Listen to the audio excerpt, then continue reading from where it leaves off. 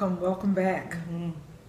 Got a little serious topic, not little, we have a super serious topic that we're going to discuss today. So I know everyone has been glued to any type of media, television, Yahoo, internet, radio, for about a month now. Has it been a month? It's been about 3 weeks at Right. least that we've been watching the entire event that has been going on in Missouri, right outside of St. Louis. Mm-hmm. Sad, very, very, very sad. As you know, we're talking about Michael Brown, the young, I think he was 18 years old, that was shot 6 times in the street and killed. And he was unarmed. Sounds like a broken record almost. Unfortunately, it's a reoccurring problem with our police force and with our country. That a lot of these young, they always seem to fit the same profile, young black men that are being killed for seemingly things that are not kill-worthy. You're not trying to, rip off someone with a knife to somebody's throat. It's no terrorist act. You're, what was the man in New York? You were panhandling cigarettes. Was it cigarettes? The guy in New York, anyway, you put the chokehold on him and he dies of a heart attack and lays there for sometimes says, I can't breathe at least 11 times or something like that. No help whatsoever, dead. So this young black boy in Missouri was shot 6 times. He was unarmed, and people are saying that, and there's an outcry in the city because people are saying the man had his hands up. He was saying, I don't have a weapon, and he was still shot and killed. So what's your take on it, Michelle? Well, first of all, I just think that I wish there was a better way for us to address certain situations. Couldn't agree with you more. And I'm not taking anything away from the city, Right. but right here in Miami back in the 80s, we saw the exact same thing.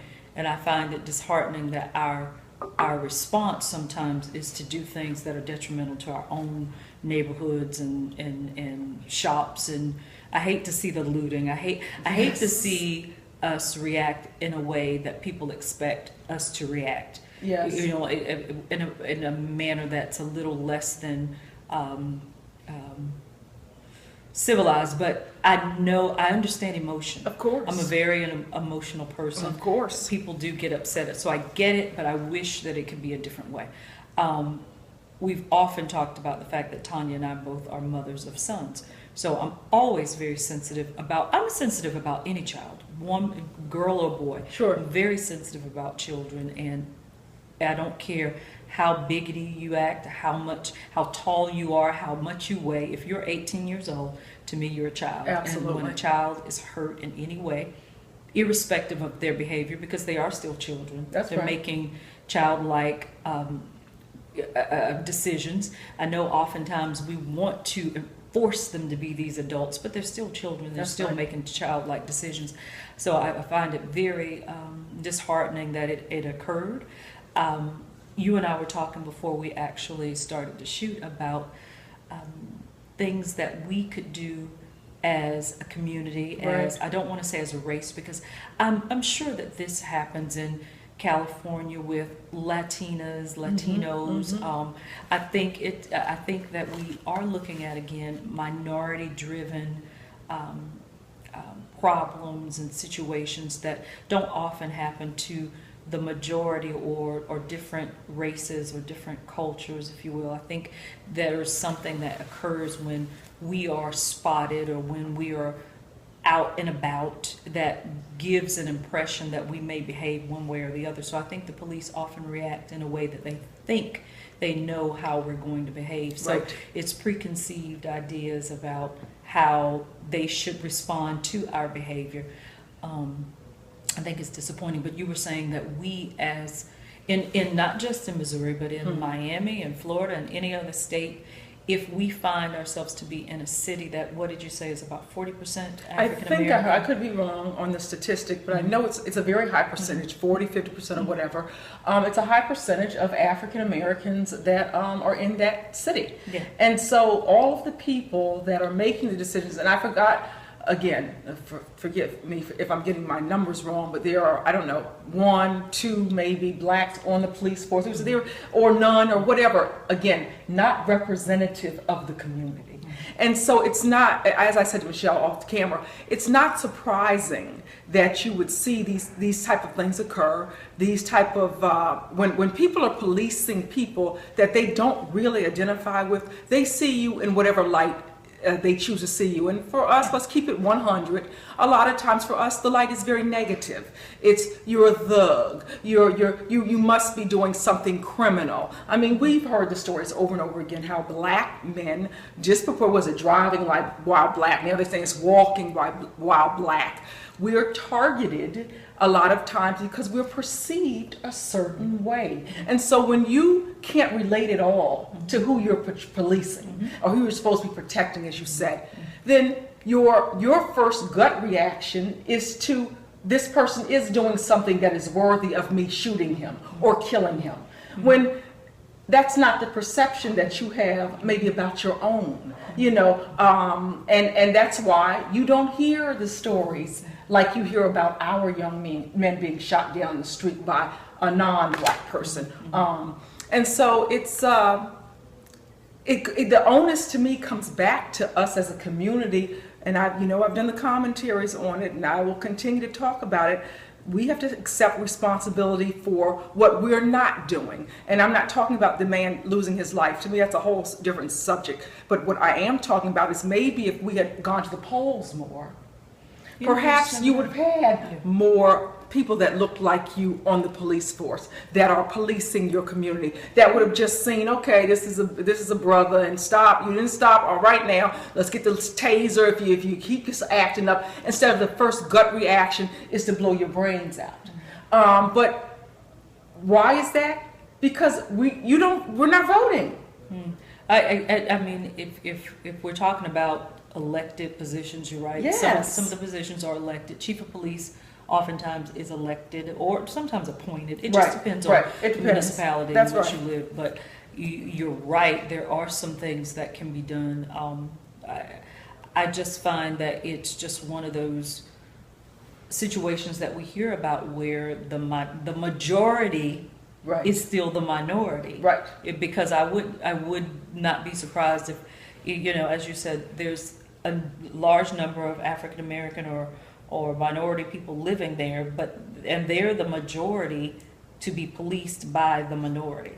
So, but bearing in mind that we do understand that something occurred with this young man that prior to his death that was not so cool. I really didn't follow it, because for me it is of consequence, but once a person has perished, it's of no consequence to me. I mean, I don't know what he was doing, as you were saying, unless he was shooting back, unless he was attacking, unless he was running at the police officers. But when you're standing there and your hands are up, and I think oftentimes when the police seem to be giving their directives, don't move, put your, whatever. And if you're not responding in a manner that's timely or to their liking, I think they just some of them use that as an opportunity to just go full force. I have a difficult time having the conversation, because at one time I was very good friends with someone who was on the police force, or not in this city, in a different state. And I remember she and I having a conversation. I told her, I said, I know you as a person, but I don't really have a real respect and trust of police, because I had a very simple situation to occur. No, it wasn't simple. It was overwhelming for me. But when my son was a little boy, I accidentally locked him and my keys in the car. Now, we're in Florida. The windows are up. The child is 2. It's not burning hot, but it's hot. I go into a panic. I go to the police officer. I ask the police officer, can I use his cell phone to call my son's dad? He says to me, there's a payphone, go use it. There's a payphone, go use it. I remember being kind of flabbergasted, because I was overwhelmed that I'd locked my child in the car, who's sitting there with his sweet little self, but at the same time, and then I finally said to him, I said, I don't. That was back in the old days where you still could go to a payphone with Right. a quarter or a Right. dime or whatever. And I said, I don't have any money. Everything's locked in the car. But when I realized that, it occurred to me that I had a phone card. Back in the old days, you remember you had AT&T, you had a phone card to go with your home phone. I remembered that I could go do that. And that's when I guess he saw how shocked I was at his reaction. He handed me his cell phone. And I said, that's okay. I got it. And I rushed to the phone. I used the phone card. I called my son's dad, who was just a few, miles away, not far. And then finally, the police officer is realizing what I've done inadvertently, how upset I am about what I've done, and then he starts to try to help me out. But at first, it was like he really didn't give a damn that I was standing there, like I was just some idiot, obviously, or Right. I don't know. But it wasn't very kind. Getting back It to was- the personal responsibility thing, I think everybody would agree with. There is anytime, no, you got to call right and wrong, no matter what it is. If somebody is shoplifting or whatever, then you don't say, oh, well, he had a right to shoplift. Obviously not. But that's a whole different discussion, and maybe that's for another show. This discussion is about what happened to another unarmed young black man at the hands of the police. So we talked about the whole political thing, and we just have to become more involved in the political process if we expect to be able in any way to affect any kind of change. The last thing I want to say, Michelle, is on my Instagram account, it was just the most unnerving, unsettling, disgusting thing to me, and I'm sure some of you have seen the Instagram I'm referring to, where this young black man takes a selfie of himself in the mirror, and he's talking about the Michael Brown case, and basically what he was saying was, yeah, that nigga should be dead. That nigga was supposed to die. I bet that nigga was flying out of his mouth every 5 seconds. I was thinking, oh, did this guy beat up your wife or steal your girlfriend? I mean, what happened? Because it was almost a personal attack. It was so venomous and so evil. I was thinking about the whole ISIS thing, or these crazy lunatics that are cutting off Americans' heads. But it was just that kind of, where is the human Okay, if you think that maybe there was a scuffle or whatever with a police officer, and you think that maybe he had some kind of culpability in what maybe happened to him, okay, everybody's entitled to their opinion. But for you to get on Instagram and call him out of his name every 5 seconds, and he said the animal. He said this animal should be dead. And I'm thinking, what kind of lunatic, insane, I think you just called it. Yeah, you know what? And I was Lunatic, saying, insane.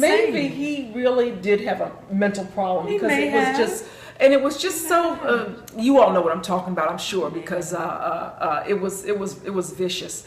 But anyway, Michelle, we'll see how this plays out. Yeah, we will see how this plays out. And as I said,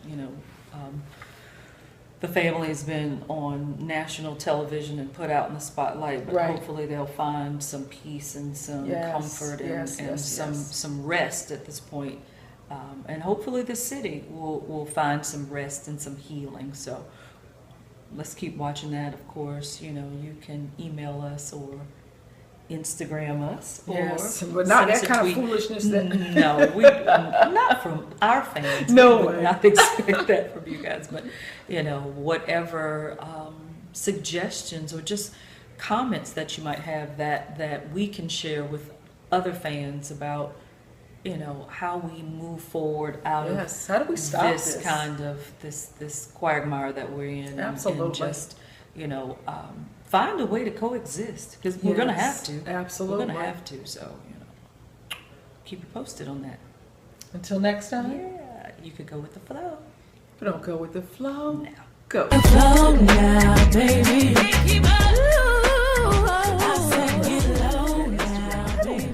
Yeah, Michelle, Don't you was send that to me. Okay, I won't send it to you. Send that to I me. won't send it to you. That will get me all worked up. All right, we I don't want to get you worked worked up. up. You know what happens when I get worked up? Zane, That's your what's- mama getting worked that's up. Because Mom, you're getting worked up. Yeah, I got worked up. That's the nice way of saying it.